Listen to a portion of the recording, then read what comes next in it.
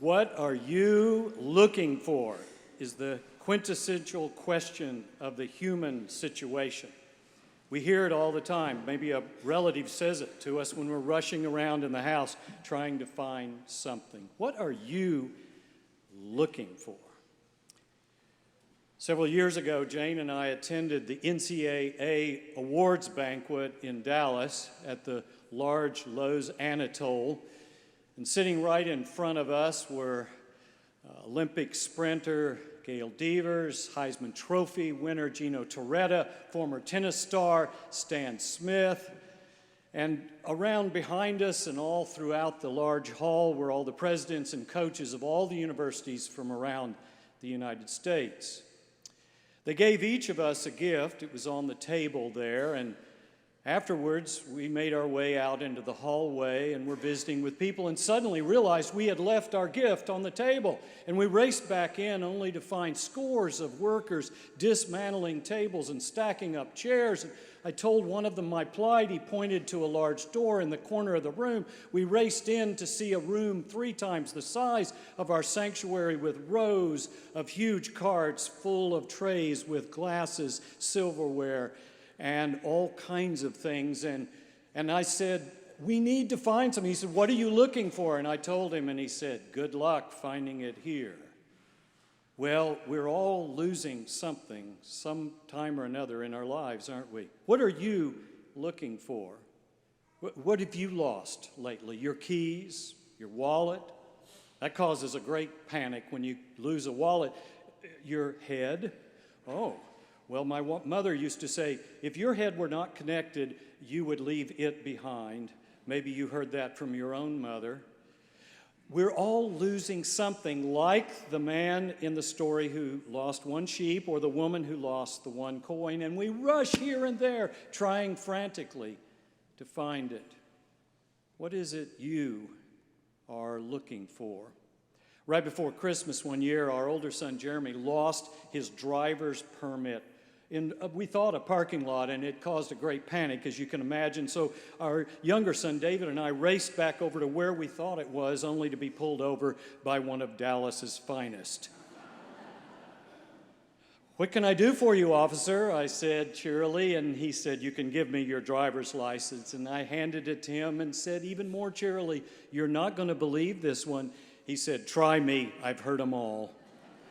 And when I told him what had happened, and we're trying, our son has lost his driver's permit, he eyed 13-year-old David in the back seat, and it was, no, not that son. Another one, no, we really need to find it. And he said, well, you know, I've never heard that one before, so I guess I'll let you go.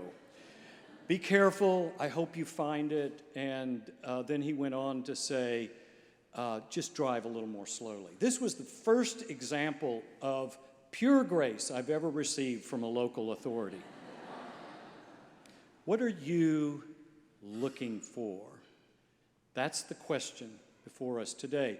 That's the question they must have asked the woman who was scrambling around here and there trying to find that 1 silver coin, which was worth more than a day's wage to her and was the only thing between her and starvation because she had a family to feed. Like the homeless today, she was living on the edge, barely making it.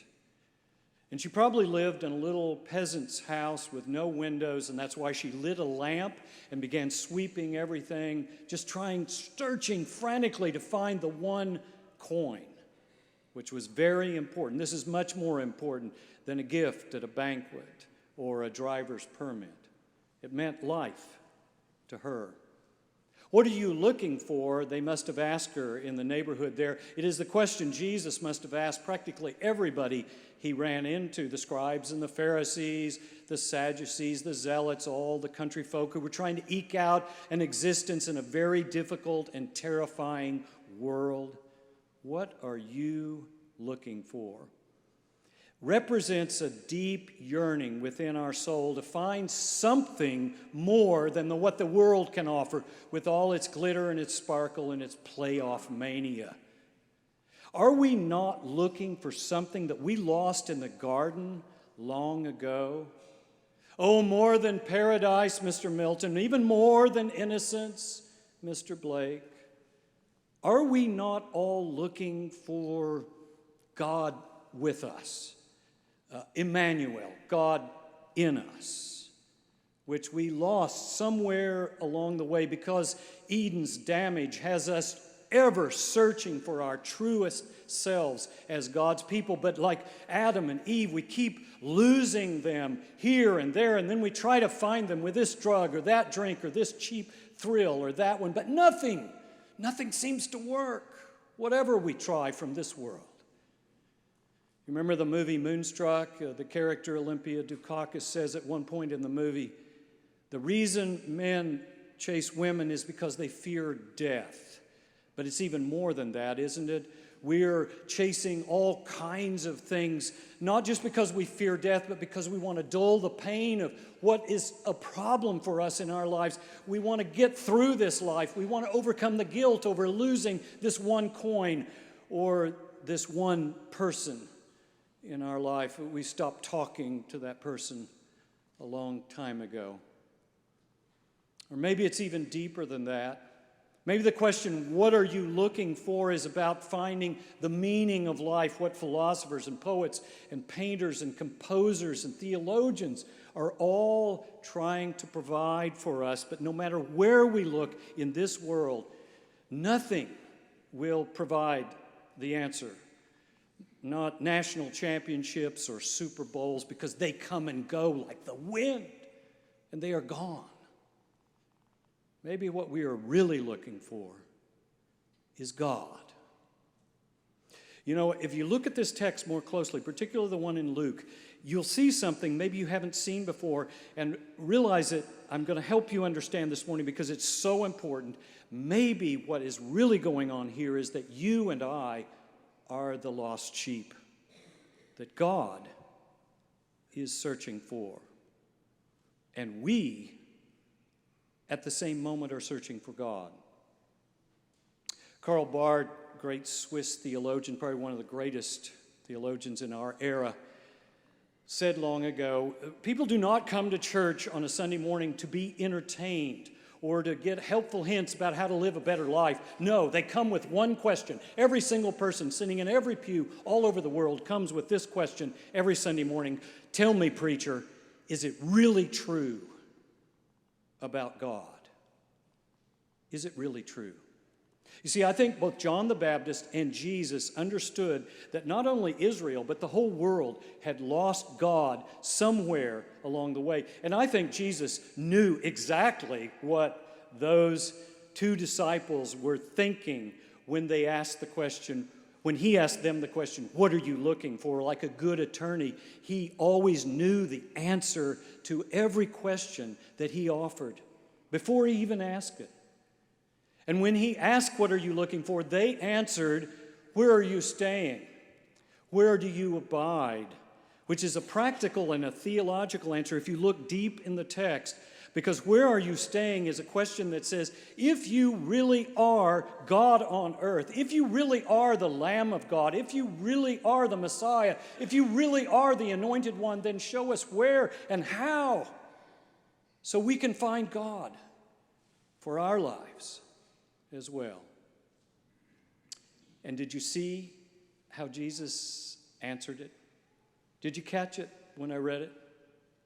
Instead of offering them a long dissertation on the Trinity or soteriology or Christology or eschatology or any of the other ologies, infralapsarianism or supralapsarianism, he didn't offer any of that. He didn't even do a miracle. Do you know what he did?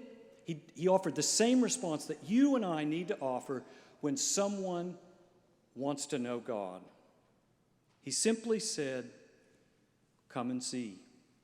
Just come and see.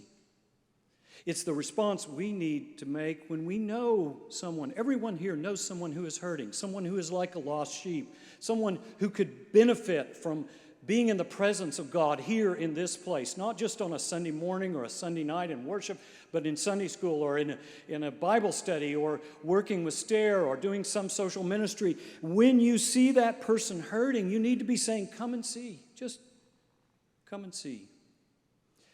John Claypool once said, if the image of a person riding an ox looking for an ox is an image that we all know and describes the human situation, then the image of opening blind eyes must describe the solution.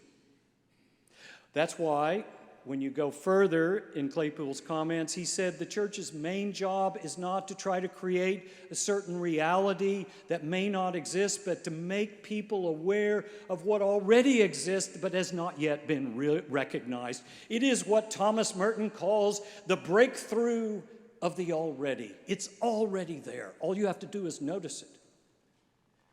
Israeli author Amos Oz said it this way. He says, the gift of a writer is that a writer makes us look at a thing that we have seen 1,000,000 times, but now suddenly we see it afresh. And Jesus says, you want to find God, you want to find yourself as the truest person you know in the presence of God, then just open your eyes and you will see it right there in front of you.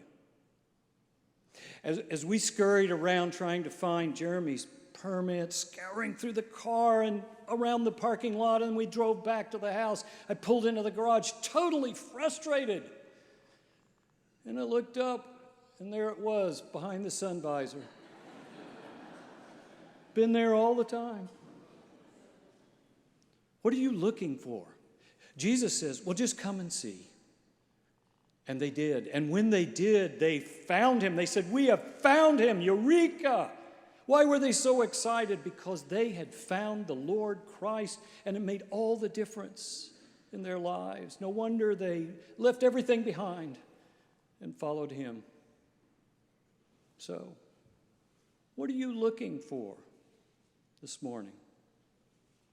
Is it not the Lord Christ, who will make more difference in your life than anything you could ever imagine?